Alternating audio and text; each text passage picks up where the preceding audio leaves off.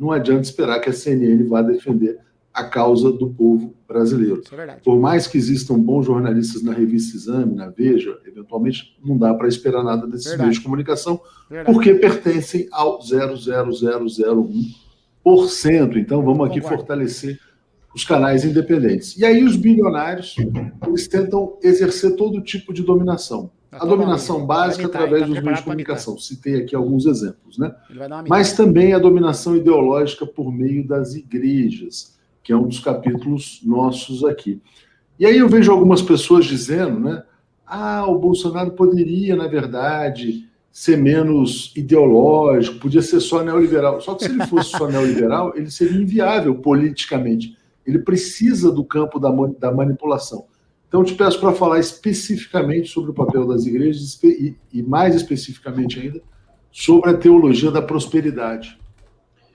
Então, eu vou avançar mais uma casa hoje também, Leonardo. Eu penso que essa entrevista de hoje é uma entrevista para consolidar um conhecimento avançado de teoria na ação prática do nosso dia de hoje, na realidade do mundo atual.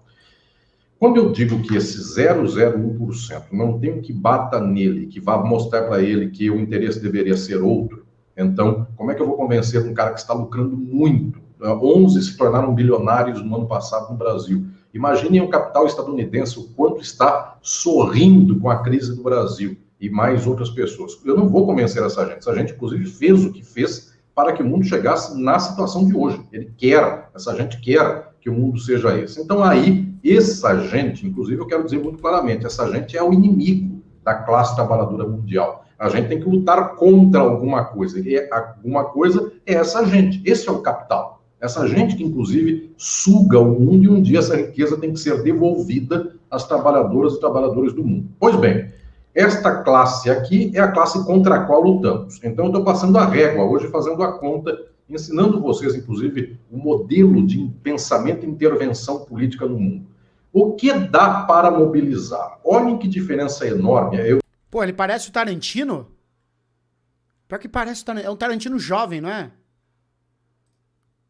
Parece. Vou dizer assim, os que estão comprando a Faria Lima inteira, porque não tem mais escritório presencial, está tudo a preço de banana, o cara compra um prédio inteiro, ou compra não sei quantos andares fechados, simplesmente para especular. Esse cara que está fazendo tudo isso, a vida dele está muito boa hoje. A crise do capital não é crise para ele, é a crise que ele aproveita para si. Eu sempre escrevo isso nos meus livros, vocês podem ler lá nas minhas obras. Crise do capital é crise que pode ser para a maioria das pessoas. Algumas pessoas, a crise se aproveita. Crise é ocasião de negócio, saibam disso. Se você está desgraçado, saiba o seguinte, alguém está feliz. Esta é uma tristeza.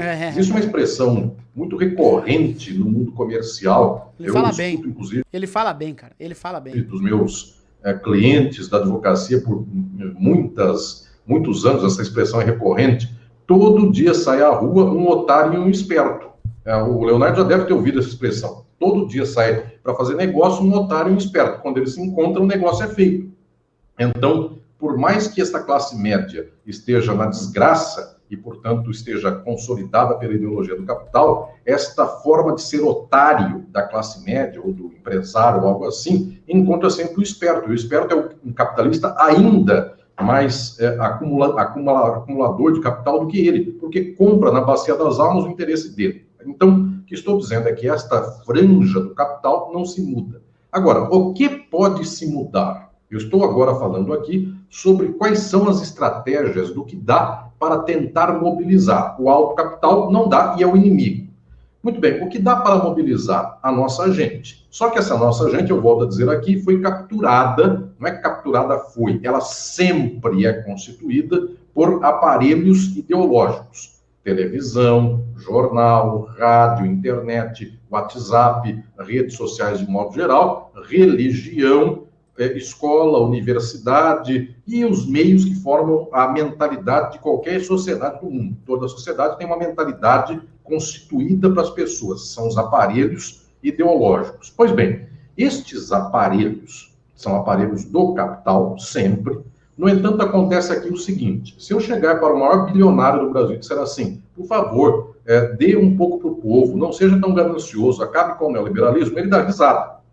Portanto, ele não se mexe com uma situação como essa. Se eu chegar para a dona Maria, trabalhadora da padaria do seu Manuel, e disser assim, dona Maria, a situação está feia, a filha da senhora está desempregada, o filho da senhora está preso porque era aviãozinho do tráfico e coisas mais, ela se sensibiliza com o que eu falo. Só que na cabeça dela vai vir um argumento assim, mas o meu líder religioso falou que se eu fizer uma greve, se eu for para a rua, isso é comunismo e comunismo é do demônio. Pois bem, você que está me escutando, você já tem condição de entender que eu tenho duas leituras que são afinadas de mundo, a do capitalista e a da Dona Maria. As duas são de direita, a do capitalista é a condução do movimento do capital, e a da Dona Maria, ela pensa conforme um líder religioso e alguma rádio disse para ela que assim tem que ser. Estão todos afinados, mas você já consegue entender qual dos dois eu consigo disputar. É a Dona Maria, porque esta aqui, que está afinada pelo aparelho ideológico do capital, no entanto, é ela que paga a conta. Como ela paga a conta, como é ela que sofre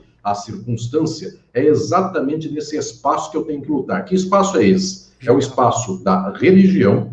Eu tenho que tentar quebrar o aparelho ideológico da religião, esta formação conservadora, reacionária, capitalista na cabeça das pessoas. Eu tenho que tentar quebrar esta forja ideológica da universidade, da escola, da televisão, do rádio, da internet, etc. e tal. Então, o que faz a TV 247 é a luta para a Dona Maria, é a luta para a classe média. Eventualmente, quem sabe a gente chega até no patrão da Dona Maria, o seu Manuel, mas é por essa gente que a gente luta, porque não é contra o 0,1%. Ele não vai observar o que nós estamos dizendo aqui para dizer, puxa vida, me convenci da oratória, da voz grossa do professor Alisson e das proposições do Leonardo que eu estou comprando imóveis à vontade na Avenida Faria Lima, eu estou contribuindo para a gentrificação da cidade, então moralmente ele vai se mudar. Então, efetivamente, o que estou dizendo? A nossa luta é nesse chão social.